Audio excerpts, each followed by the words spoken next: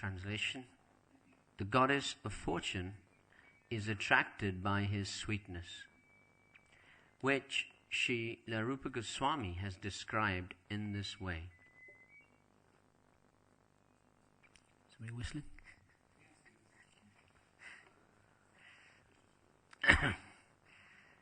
Krishna is playing his flute while he's eating.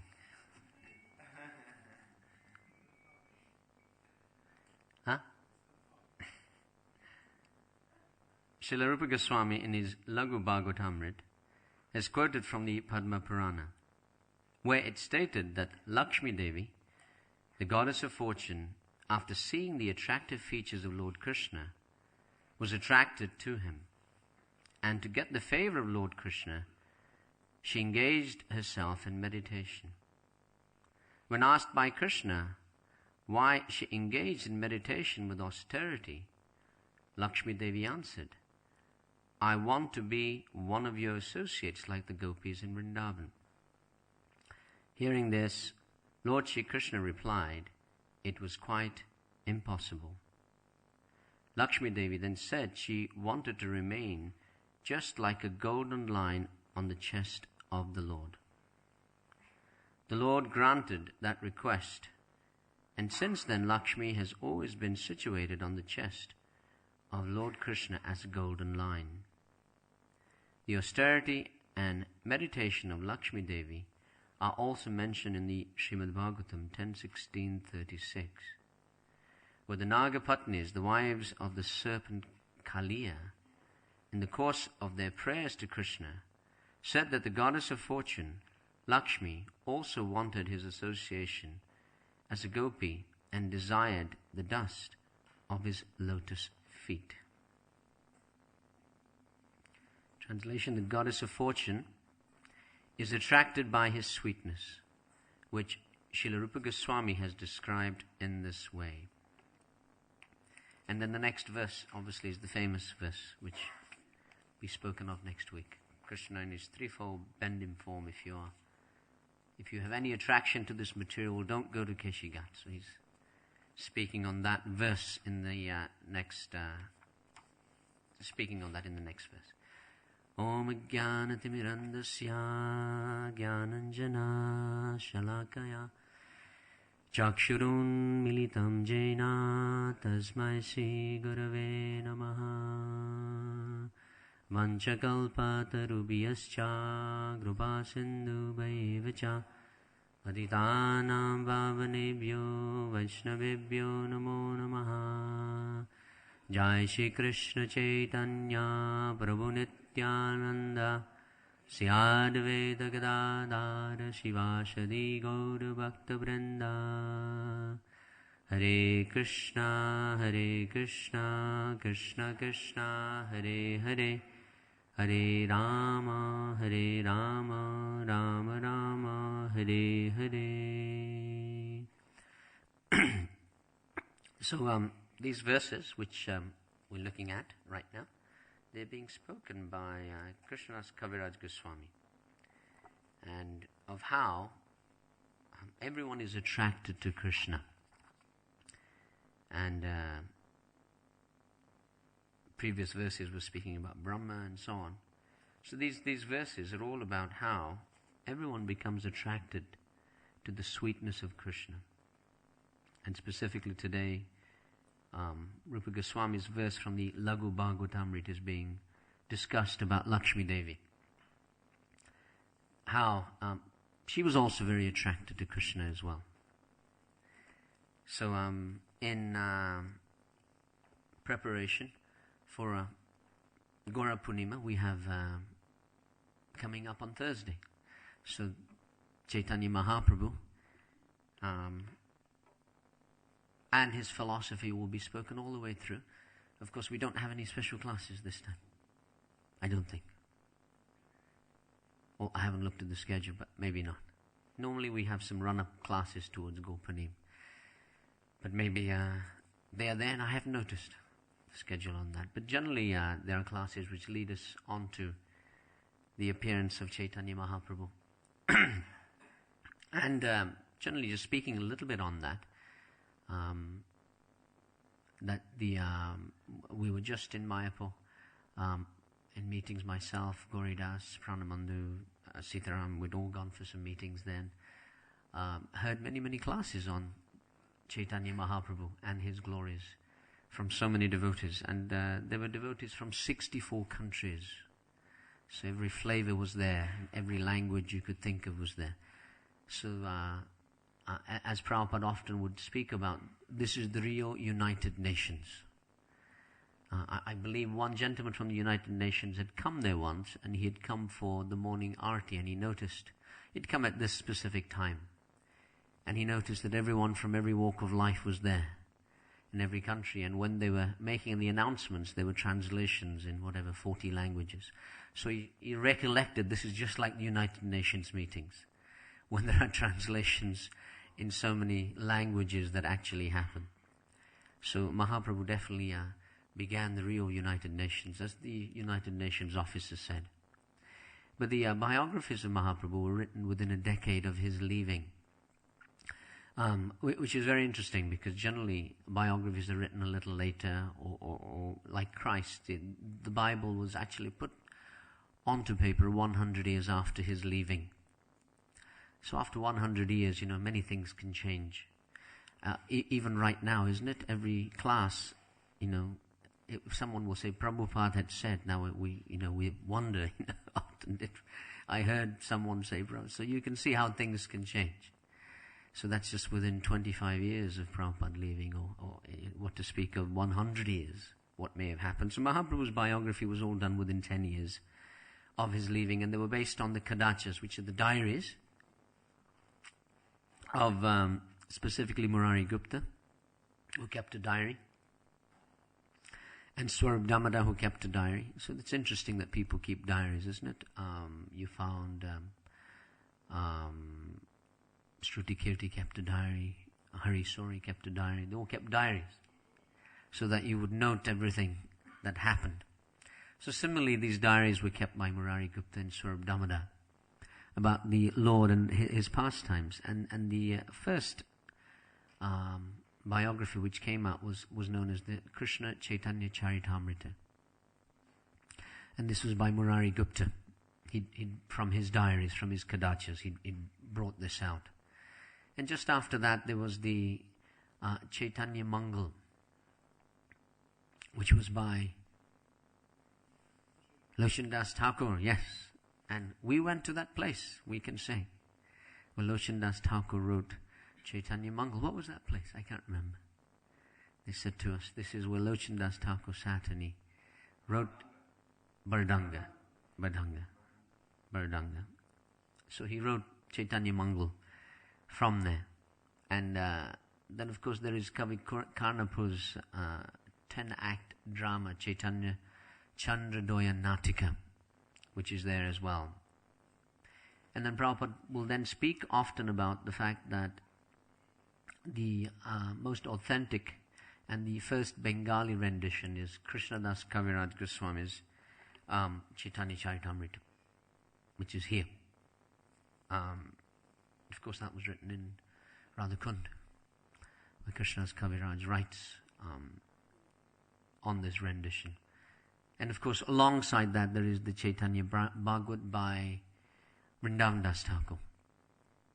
And that's specifically looking at the childhood pastimes of Chaitanya Mahaprabhu. Just yesterday we were at a function, and we were trying to say that it's very good you're having this function near Gaura Purnima, because Gaura Purnima is like the New Year as well.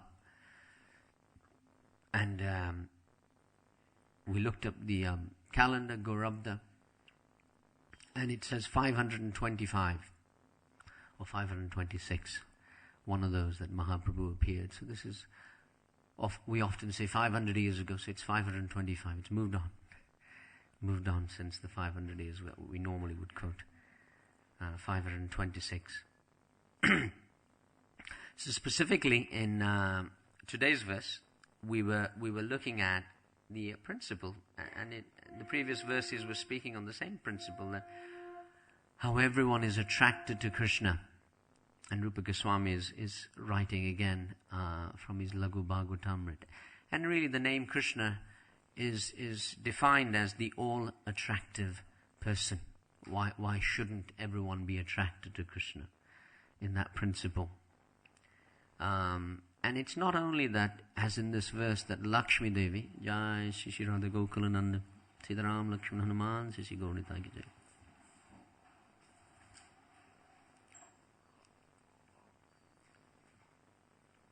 And it's not only that Lakshmi Devi became attracted to Krishna, but we can recall how even Mahavishnu became attracted to Krishna. In the Krishna book, we know the pastime that Mahavishnu was so attracted that he was wondering how will he see that Krishna. And the story is there of the Brahmana who gave birth, whose wife gave birth, and every time the child was born, the child would die immediately upon giving birth. So the Brahman would go to the king and complain. If you're the king, you're doing something wrong. And that's why my child passed away. So this was such an age that, the king was such a figure that anything that he did wrong affected everyone else. Luckily in the age of Kali, it's not such.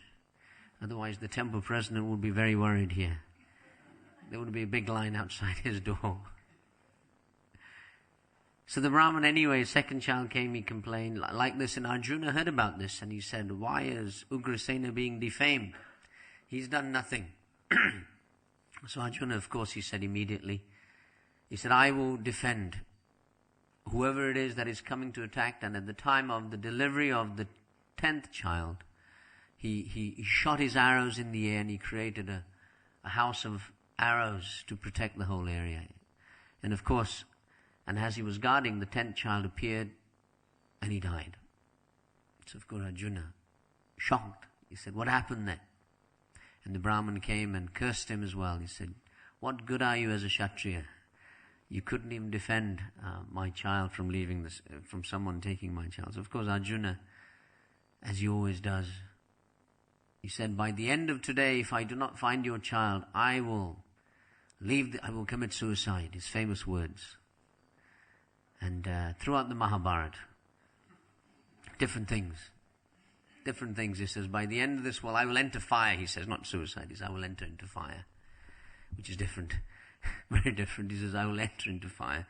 So of course he did it again, and Krishna, in the Mahabharata, it says, oh no, you've done it again, Arjuna. I have to now figure it out, what's happening, to save you by the end of today, to find these children. So of course Krishna ventures out in his chariot, and to the end of the ocean, coastal ocean, and there's severe darkness, so the horses are not traveling, if I remember rightly, and then he shoots his Sudarshan Chakra, and there's immense light, and finally, when they arrive, of course Arjuna had gone everywhere prior to this. He went to Yamaloka, he went everywhere, he couldn't find the children anywhere, that's why. So finally, when Krishna and Arjuna, when they arrive, they see Mahavishnu lying on the causal ocean, and he has the 10 children, all of them. And he said, this was my plan, and by this plan I knew I would see Krishna. This was the only way I would see Krishna. So even Mahavishnu, what to speak of Lakshmi Devi, even Mahavishnu is so attracted to Krishna that he had to put a whole plan in action how to actually see him.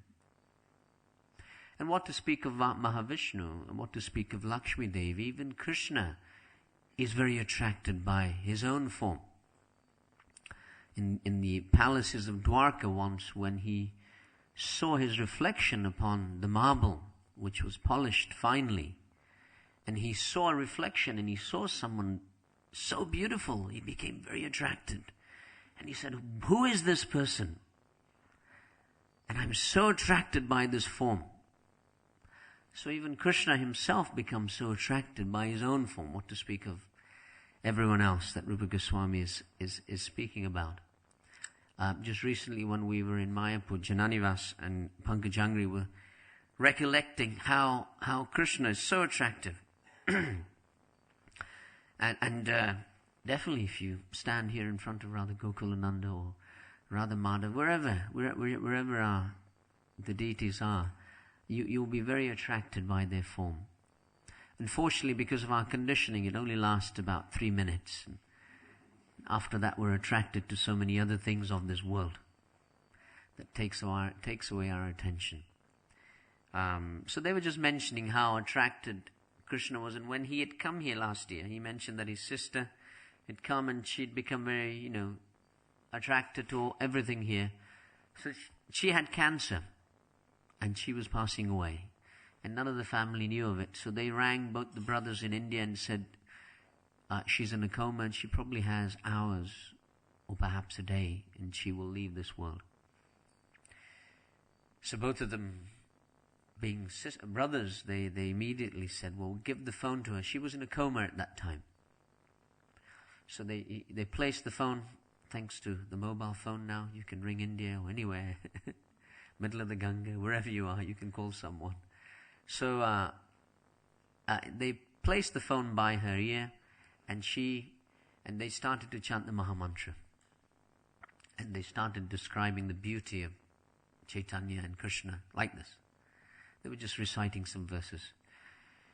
So they didn't, and then the phone cut off, whatever reason.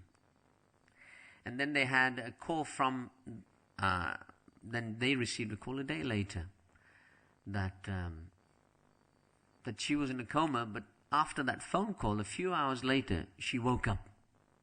She'd been in a coma for about 3 days or 4 days. But she woke up after that little conversation for a few minutes. And immediately when she woke up, she started saying, Hare Krishna, Hare Krishna. She was chanting. And she was looking around and saying, Krishna, Krishna.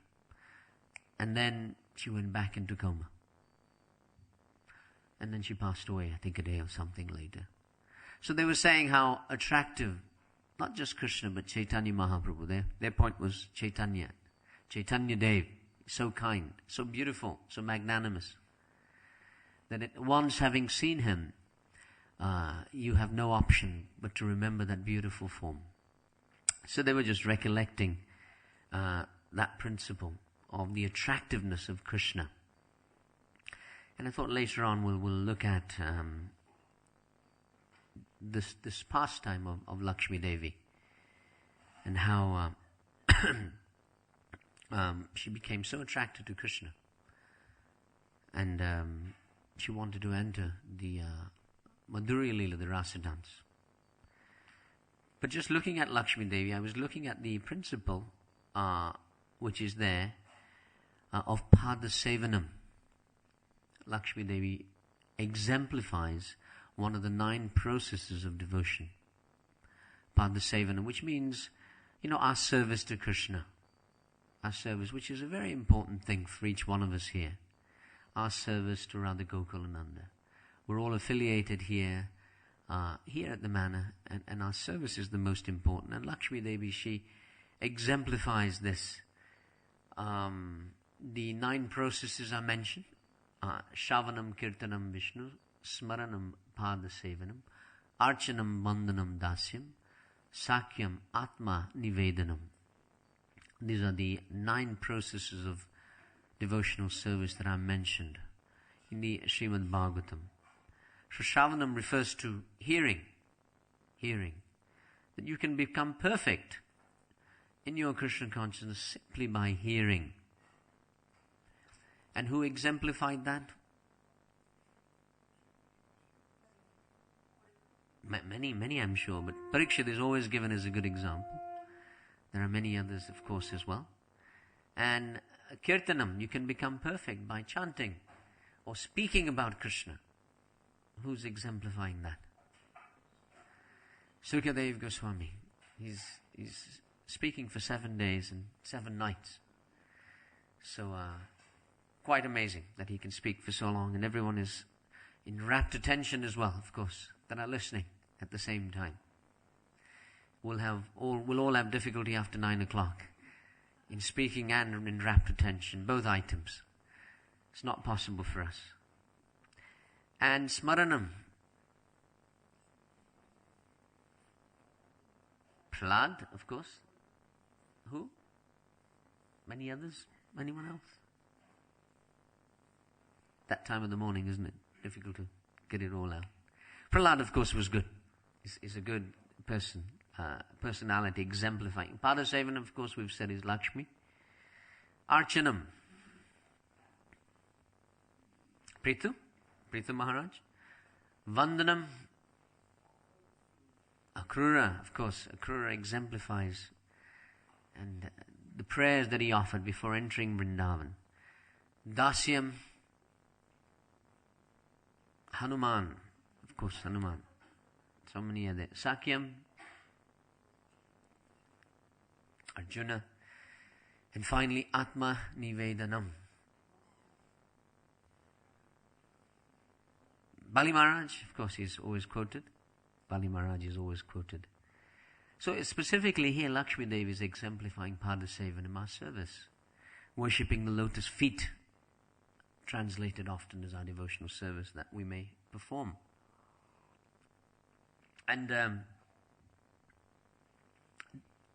the service is a very important principle that each one of us would have here to Radha Gokulananda. And I just thought I'd speak on some elements of service which are very essential.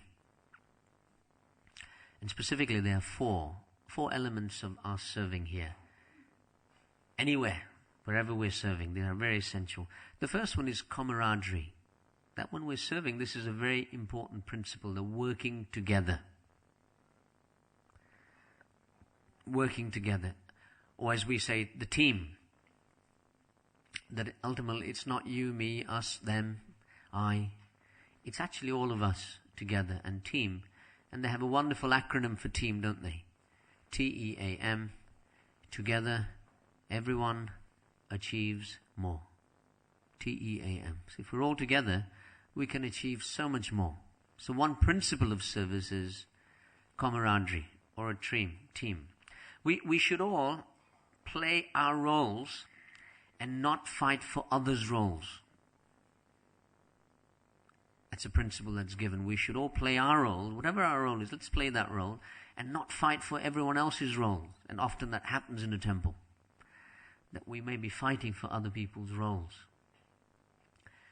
And if we do what's required of us, then, wonderful things can happen. Isn't that example is given of a kindergarten, when the children were all told that this is the annual kindergarten fair, and today all the parents, everyone is coming, and on the opening we just want you to do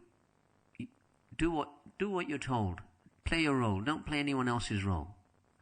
So each one was told that the stage is totally in darkness. It's night. You pick up a specific placard and you stand in a specific place. Just do that. And they all didn't want to do that. They wanted to pick up whichever placard they wanted and stand where they wanted. But they said, no, you've got to pick up a specific placard and stand in a specific place. So finally they all did it. They played their role, and it was dark. They picked up the placard, they stood there, and when the curtain opened, the curtain didn't open because it was already open. It was just dark. There was like a standing ovation. And everyone wondered why that was.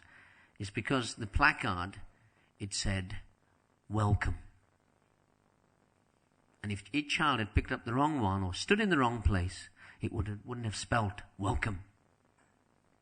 So often, this principle is there, that if we play our roles, whatever our roles are, rather than other people's roles. Another principle of service, very important principle, is sincerity. And that's, you don't need to be reminded. You don't always need to be reminded what needs to be done. But you should be inspired. Isn't it? They never told me I should be doing this. But actually, after many years, you should be inspired to do what's needed. So that's sincerity.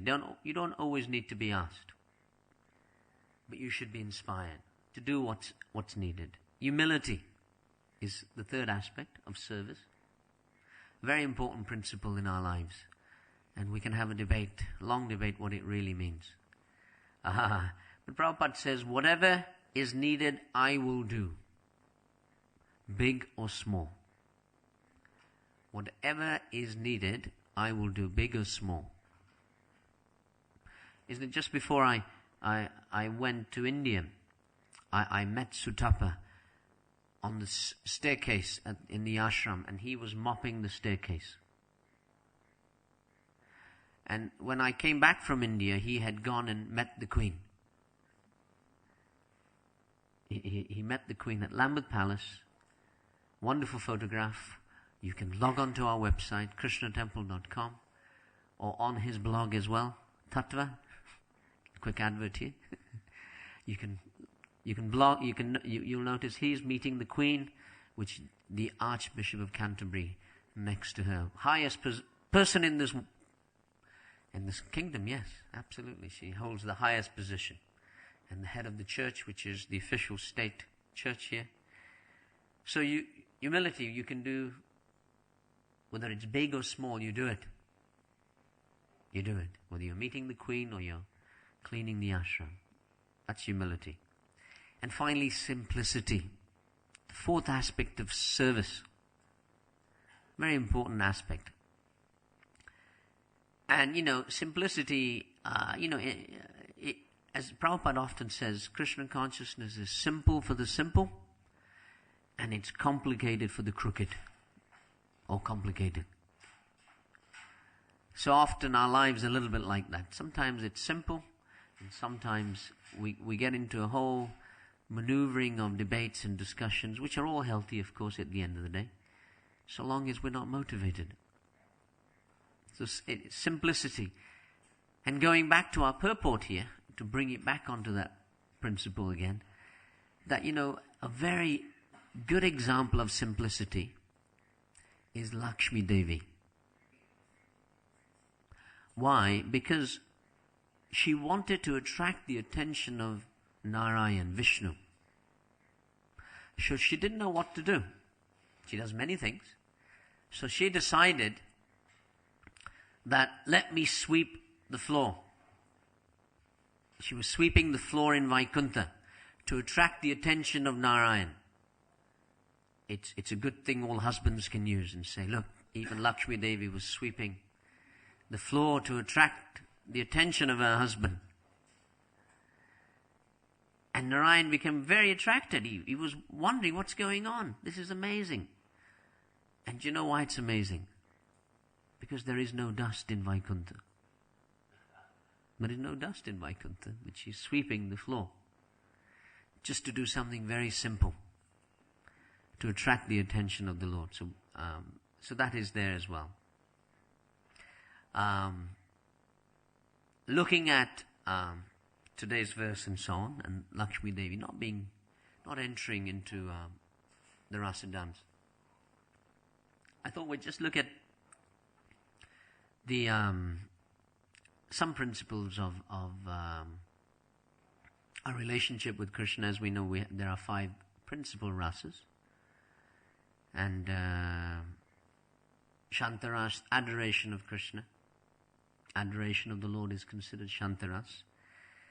Dasya is servitude, as we all know. Sakya is friendship. Vatsalya is the principle of parental love. And finally, Madhurya is conjugal. These are all relationships that one can have with the Lord.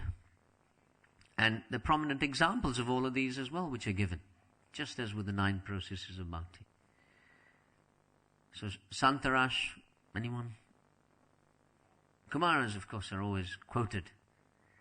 Dasya, the servitude, who is quoted often? Hanuman? Yeah, Hanuman is always quoted as the servant of Lord Ram. And he wouldn't change from that. Wouldn't change even when he knows Krishna as the personality of Godhead, but still he is the devotee of Hanuman. Still remains that in his position. Sakyaras,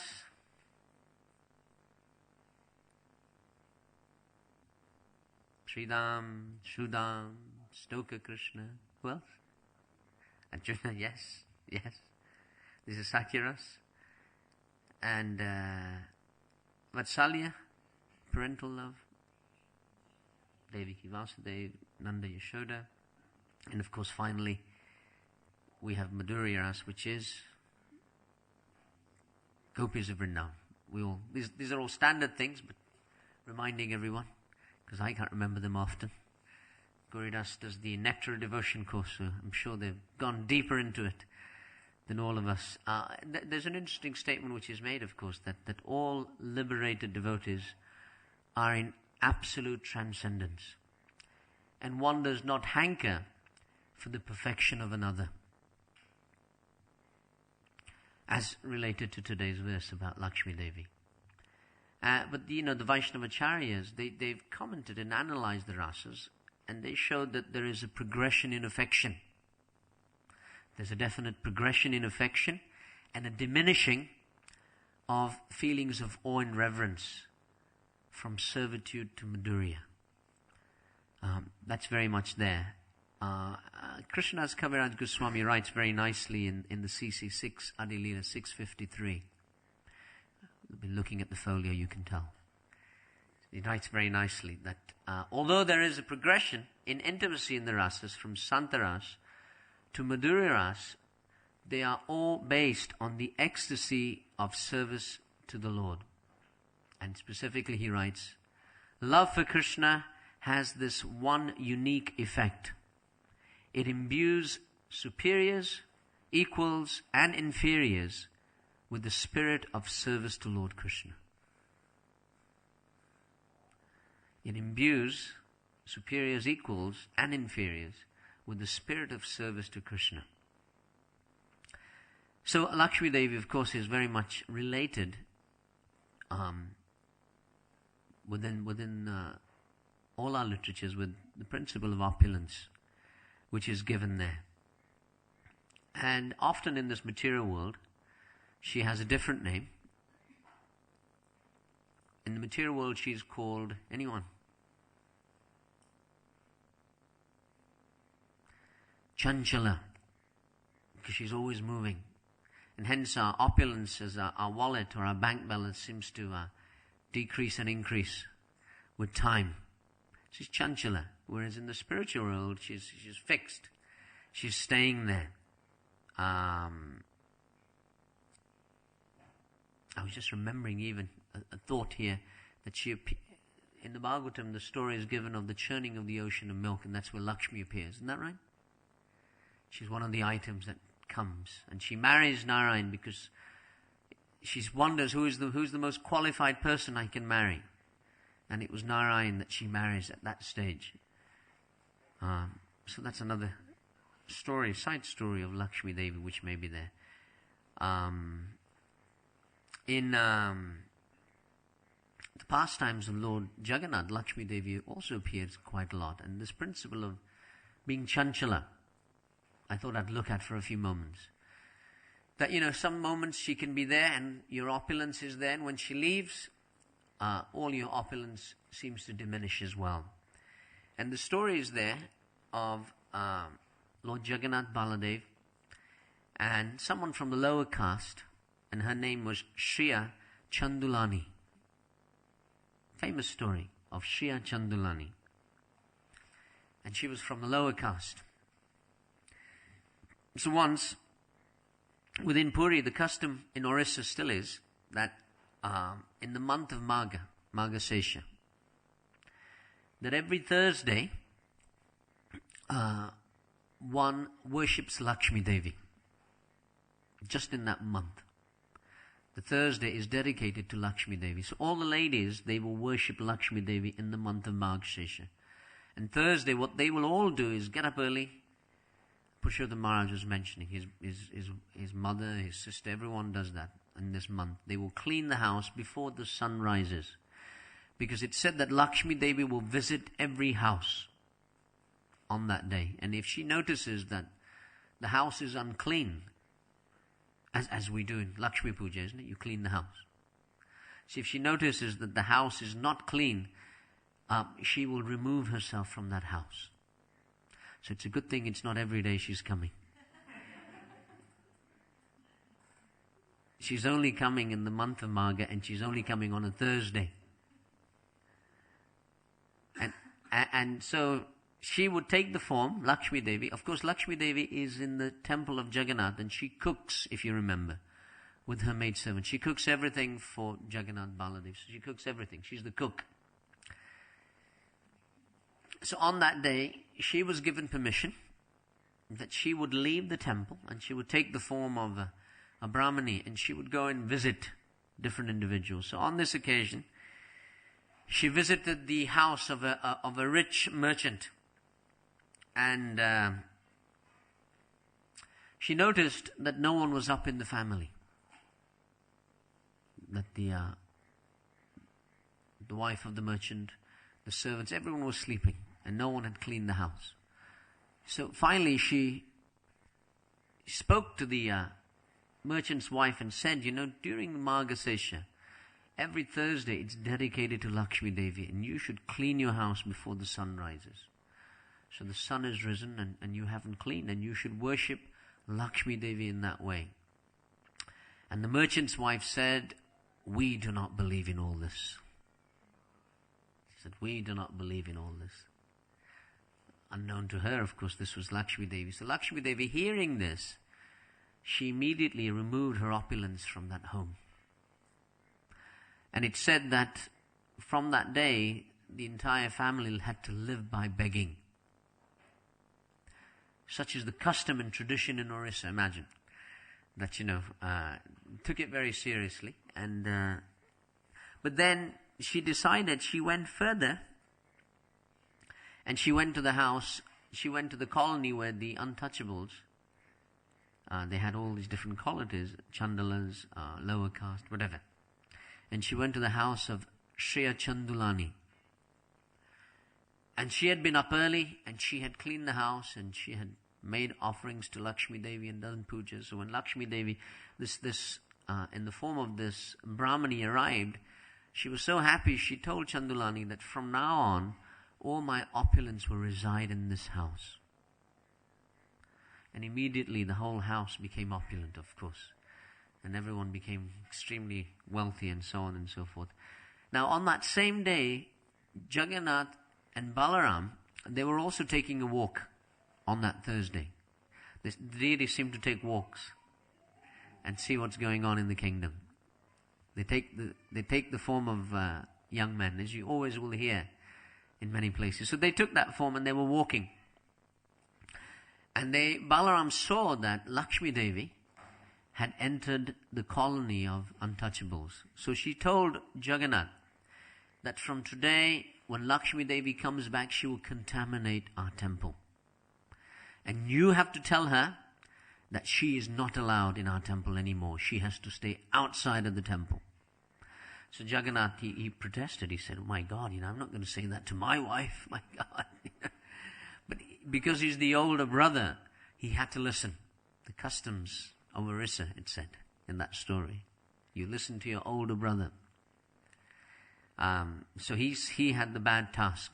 And he said, when Lakshmi Devi arrived, he said to her that, sorry, you should not have gone to the Chandala's house. Of course, she protested. And she had a protest, and she said, when you married me, you promised my father that you would forgive up to 10 offenses that I would commit. So, we haven't reached one even. And then she said, but it is already agreed that every Thursday I would go out and meet my devotees. That's an agreement between all of us. So I haven't broken any code. And Jagannath, of course, said, I'm sorry, but Balaram is very strong on this. You've got it. So she left. Now when Lakshmi Devi leaves, all her associates who are cooking, of course, and looking after, also left. So the next morning, the opulence of the Jagannath temple had disappeared. And Balaram was feeling a little hungry. At the end of the day, the husband knows the meal will come at the end of the day. No arguments. So he said, where is the meal? We eat every hour. It's already afternoon and we're hungry. And Jagannath said, of course, Lakshmi Devi has left. So then Balaram said, we'll go and cook ourselves. Isn't it? the ladies can all imagine the husbands are trying to cook, They don't know how to turn on the gas, I think, generally. They're trying to cook. So when they arrived, the associates of Lakshmi Devi had broken all the pots for cooking and all the ovens in protest. So nothing was left. So Balaram, he thought, oh my God, well, we better go out and beg. We'll go and beg, and hopefully when we beg, someone will give us something. But because Lakshmi Devi had left, they took on the forms of ordinary individuals. So they looked very rough because Lakshmi Devi had left the temple. So even when they went to beg alms, no one would give them anything. Nothing was given to them. So finally, they went to a temple where they were distributing prasadam, and this lady had just offered some puffed rice to the deities. And you know how it is there. You come and you offer something, and they'll offer it to the Lord and they give it back to you. Very spontaneous. And as she was going away, Jagannath and Balaram said, can we have, something? And she felt very sad, and she said, yes, you can have it. So she put out 2 palm leaves in their hands, and she poured the puff rice. And Lakshmi Devi now, who was the controller, told Varuna Devi immediately have a storm in this area. So all the puff rice and the leaf went flying away. Then Lakshmi Devi instructed Surya Dev to increase his heat. So they were walking bare feet, and they went to a pond. They were very thirsty. And when they arrived at the pond, the heat was so intense that all the water evaporated. Then they said, there are some leaves on this tree. Let us eat at least the leaves. And they went to eat the leaves, and the heat dried up all the leaves. So then they thought, oh my God, we're not getting anywhere here. It's really a bad day. Sometimes we think we're having a bad day, They thought they were really having a bad day here. So then finally, they were asked, where can we get some food to eat? And they said, there is a colony, and there is a very charitable householder. Her name is Shriya Chandulani. And you will get some food from there, because they always give something to everyone. So Balaram said, we are really starving. We've got to eat something. They used to eating every hour. A whole day is gone. Nothing to eat. So finally when they arrived there, and they were going to, and Balaram said, we can't really eat food cooked by the untouchables. Just give us all the items and we'll cook ourselves. So Balaram said to Krishna, to Jagannath, you cook, I'm going for a bath, and when I come back, hopefully everything will be ready. So, of course, Krishna put on his gamsha and he was cooking, but he couldn't light the fire. So hours went, and Balaram came back, and he was hungry. He said, I've had a bath, where's the meal? And he noticed that Krishna hasn't even done anything. So he chastised Krishna heavily. You haven't even cooked. He said, I'll have to take charge now. So he started to light the fire, and the oven lit, but everything went up in smoke, and there was so much smoke, and that all the assistants and cooks, everyone was choking on the smoke. And then Balaram surrendered, and he said, look, actually they can cook. We'll eat their cooking now. Whatever they cook, but they should be clean, they should have a bath. So of course then the servants all cooked, and Krishna and Balaram started to eat. And when they started to eat, they said, wait a minute, this food tastes so good. It is exactly like Lakshmi Devi's. And then they were thinking, wondering what's happening. Then at the end of their meal, there was a cake, a special cake. It's a Jagannath cake. They were given, and they said, wait a minute, how do they know that we like this cake at the end of this meal? Then they realized Lakshmi Devi must be here. And she appeared, and she had cooked the whole meal. And then Balaram, of course, repented, and he said, yes, from now on, you never need to leave Jagannath temple. You can stay here. But you must promise that you can go out on the Thursdays, but you must return. And Lakshmi Devi, of course, she asked for a benediction that not only should you two be honoring my prasad, but everyone, regardless of caste, color, creed, they can respect my prasadam. So that is there in the Jagannath temple. that everyone from all castes, in the Jagannath temple, they have an area and everyone can eat that prasadam together. And so that even a dog, if he eats this prasadam, it is still considered pure and a Brahmin can eat from that same plate. So that principle is given in this story, this instructive story about Lakshmi Devi. Just to digress a little and keep everyone awake with the story there. On that principle. When Chaitanya Mahaprabhu was meeting with Venkata Bhatta, and they were discussing, because of course he is from Sri Rangam and the Sri Sampradaya, so he discussed the supremacy of Narayan over Shiva, because that was an interesting discussion. And Chaitanya Mahaprabhu just quoted the position of the Ganga to him, if you remember that. That the Ganga, when it appears, it washes the foot of Lord Vishnu. Because it's already washed the feet of Lord Vishnu. Lord Shiva, then later on, he takes it upon his head. So Chaitanya Mahaprabhu is saying that just see that even Lord Shiva, he wants to have this water upon his head, which has bathed the feet of Lord Vishnu, showing the position, the superior position of Lord Narayan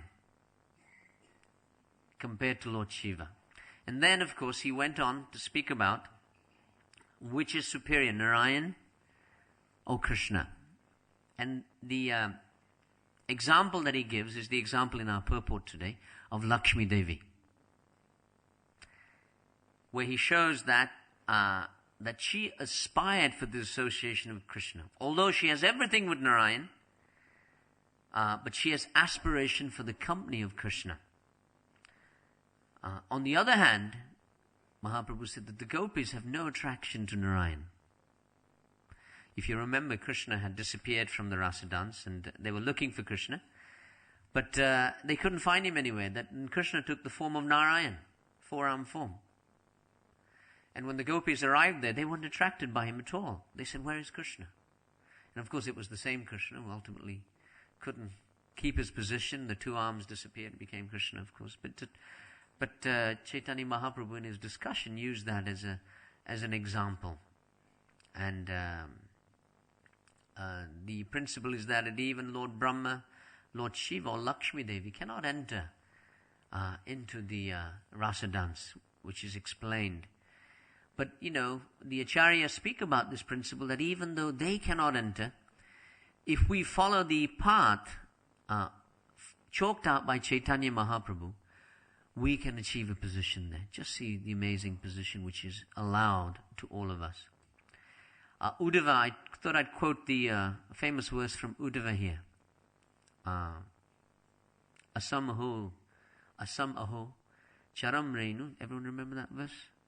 The gopis of Vrindavan have given up the association of their husbands, sons, and other family members, who are very difficult to renounce, and they have sacrificed even their religious principles to take shelter of the lotus feet of Krishna, which are sought after even by the Vedas.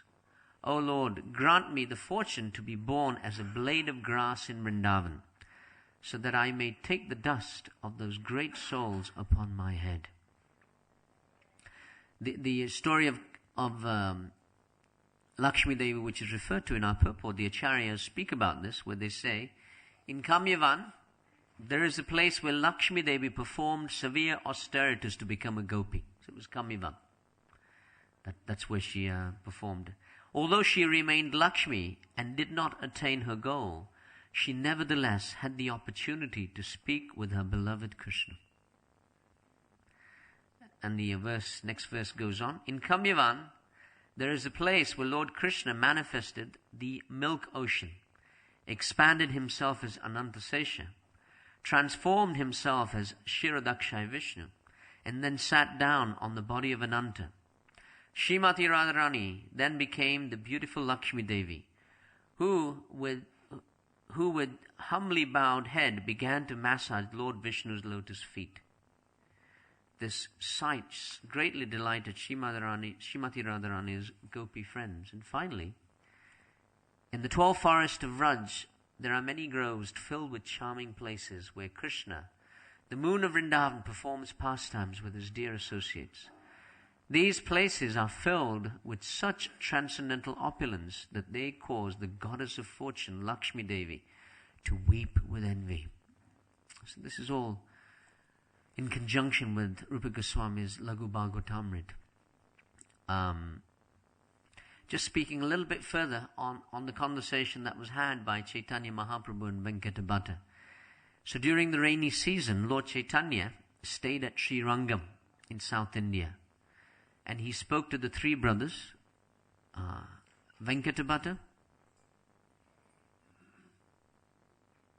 Tirumalabhatta, and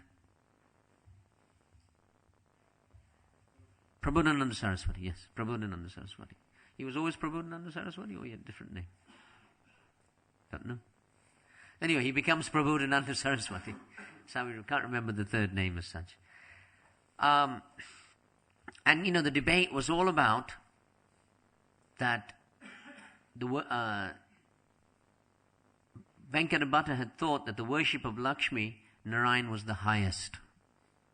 Because, you'll always get this argument. Always. So that conversation is there in the Chaitanya Charitamrita. And Chaitanya Mahaprabhu said to Venkatabhatta, your Lord is the master of Vaikuntha. And my Lord is only a cowherd boy.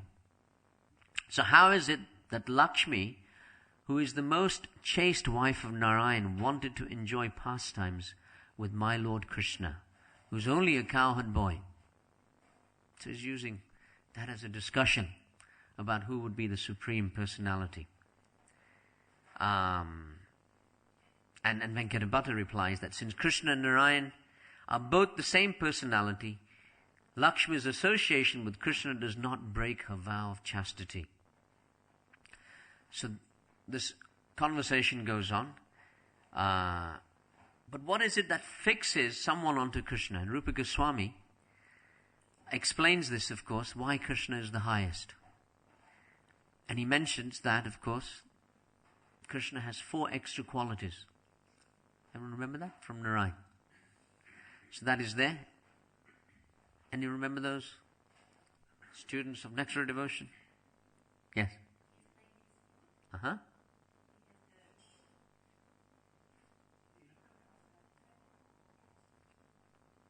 And you remember the Sanskrit? That's it, yes. Lila Madhuri, which means that sweet pastimes, like the rasa dance, this is what differs him. Venu Madhuri, the playing of the flute, an outstanding, pleasure that it gives. Rupa Madhuri, which is his sweet form, which is beyond compare. And finally, Guna Madhuri, which is his wonderful qualities, and he's surrounded by wonderful devotees. So these 4 aspects differ him. So Chaitanya Mahaprabhu is quoting that in his discussion with Venkatabhatta. Nice conversation that's there. And of course, why is it that Lakshmi Devi couldn't enter the rasa dance, which is then answered in that conversation, that no one can enter Vrindavan without becoming a follower of one of the eternal residents of Vrindavan.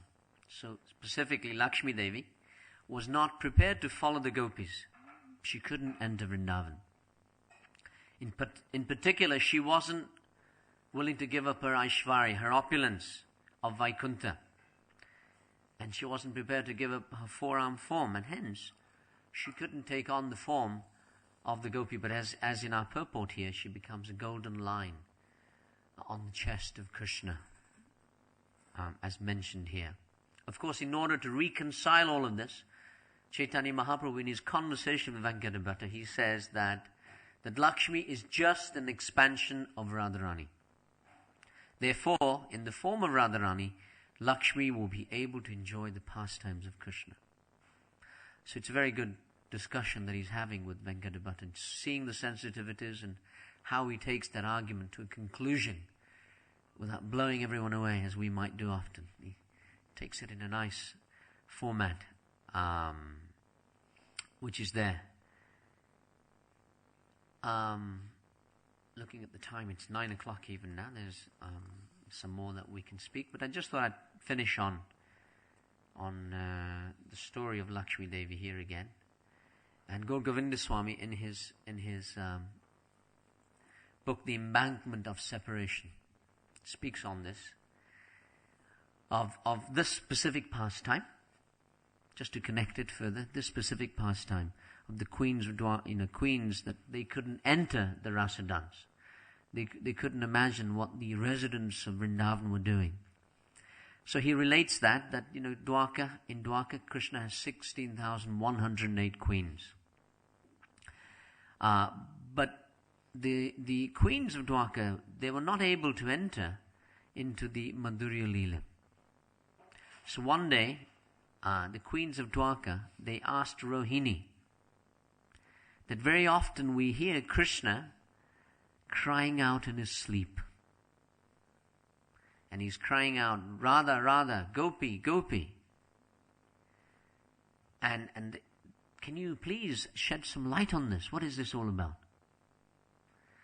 So once when Rohini was there and the queens of Vrindavan, queens of Dwarka said, right now, Krishna and Balaram have gone to the Srutidharma hall. So now, please, can you sit with us and tell us why Krishna behaves in this way? And Rohini described that this is Krishna's Vraja Lila.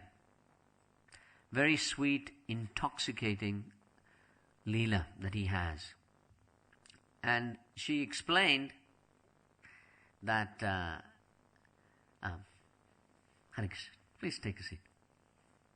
She explained that it is so intoxicating and enchanting that even Krishna and Balaram are attracted to it. And whoever hears it will become very intoxicated and attracted to it. So Rohini said, let me speak about this. But she said, wherever Krishna and Balaram are, if they hear these pastimes, they'll be attracted and they'll run here immediately and I'll have to stop. And she said, but in order to guard this place, to stop Krishna and Balaram coming in, someone should stand at the door. So Gaur Govinda Swami tells this story. And he says that they all decided it will be Subhadra. So Subhadra is sent outside the room and she stands there. And she has to stand with her hands like this so the doors are blocked. So no one can come in, no one can get out. And then Rohini begins to recite these pastimes of Krishna and Balaram and their childhood pastimes and other pastimes of Vrindavan. And everyone becomes very absorbed. And Subhadra, who's also at the door, upon hearing these pastimes, she becomes very absorbed in these pastimes. And she begins to manifest symptoms of ecstasy. And her eyes become dilated, become very large. And her arms begin to go inside her body, and her legs also go inside her body. They begin to shrink. So she becomes in a trance. Now Krishna and Balaram, who are in the Srutidharma hall, wherever they are, they can hear these pastimes. So they started hearing these pastimes, and immediately they ran. And they wanted to hear these pastimes as well. And when they arrived, they noticed that Subhadra was in a trance. And her arms were shrinking and her eyes were getting bigger. And of course, she wasn't going to warn anyone because she was in a trance. So Krishna and Balaram stood next to her on either side. And they had ears against the door and they started listening to the pastimes. And upon hearing these sweet pastimes, also their eyes began to dilate, became very big, and their arms and limbs became very shrunk. And they exhibited this Mahabhav Prakash, this form of ecstasy. And Narada Muni, who was passing through Dwarka, he noticed these three forms. And when he noticed these three forms, he said, Narayan, Narayan. Immediately, Krishna, Balaram, and Subhadra, seeing that someone had come, immediately assumed the original forms. And Narada Muni said, I have seen it. I have seen it. You cannot trick me. this ecstatic form of yours, like tortoises, he explained it, like tortoises with limbs which have come inside their bodies, with huge eyes, he said. This form which gives ecstasy. And he asked that I have seen this form, but I want everyone to see this form. And anyone who sees this form will immediately get the same love that Rohini is speaking about. So of course, Krishna, he gives a benediction. And the benediction is that I will appear in Nilachal, in that form. And in that form, everyone will be able to take my darshan. And whatever their desires are, I will fulfill in Jagannath Puri. So that's again related to this pastime of Lakshmi Devi and the queens of Dwarka. And I began with speaking about Chaitanya Mangal by Loshan Das Thakur. And Loshan Das Thakur in his Chaitanya Mangal tells a wonderful story of Lakshmi Devi as well, to finish off. And this pastime is all about the pastime of the prasadam of Lord Narayan. Once Narada Muni had come to serve Lakshmi Devi with rapt attention, and he asked her, at the end of that, is there, Lakshmi Devi said, what would you like? And Narada was very clever. He said, will you fulfill whatever desires I have? Whatever I ask. Interesting way to ask the benediction. Before asking it, the condition is given. Lakshmi Devi said, yes, whatever it is. And of course, what did he ask for? He said, I want the remnants of Lord Narayan. And Lakshmi Devi became very disturbed. She said, well, just a little while ago, Lord Narayan told me from now on, his remnants cannot be given to anyone. So she said, I'm in great anxiety. But he said, no, you made a promise, I want it. So of course, at noon, when she was serving Lord Narayan the meal, Lakshmi Devi was in great anxiety. And Lord Narayan noticed this. He said, my wife is serving me, but I can see that it's not herself. Something is wrong. Husbands always figure out something wrong with the wife. Something is wrong. So he said, something is wrong with you. What's wrong?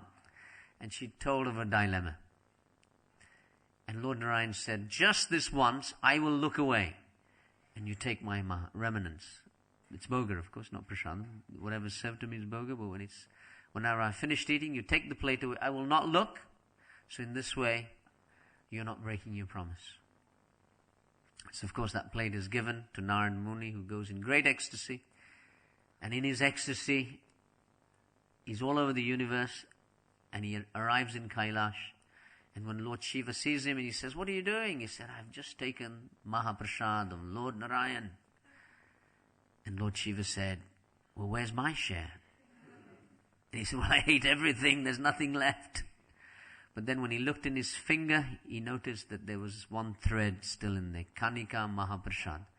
In Orissa, the custom is Kanika Mahaprasad, which means small, little prasadam you take. So of course, when he stuck his finger out, Lord Shiva, he put his mouth, took that Mahaprasad, and he went into ecstasy that he started dancing, that the universe was dissolving. And no one could stop him, the demigods, everyone tried. And finally they asked, Parvati, you go and appease your husband, you stop him from dancing. And she stopped him. And she said, why were you dancing like this? And of course he said, I had the Mahaprasad of Lord Narayan. And you know what her question was? Where's my share? And he said, oh, there was no share left. So she became really angry, as any wife would. And her anger meant the universe was dissolving. And the demigods got worried. Everyone got worried. They finally came to Lord Narayan and said, do something. So Lord Narayan, he appeared there and said to Lakshmi Devi, I will give you all my Mahaprasad. Please stop this anger. And she replied, that is not enough. Because I am the mother of the universe. Everyone in this universe, they are my children. The animals, the birds, everyone, they are my children. I want that this prasad is available for everyone. So of course Lord Vishnu gives a benediction that this Mahaprasad will be available for everyone, Everyone will be able to, that's the Jagannath Mahaprasad, it will be the highest prasadam. And regardless of caste, whatever it is, that prasadam will be distributed to all. So that's just a side story on Lakshmi Devi. Go to Premanande.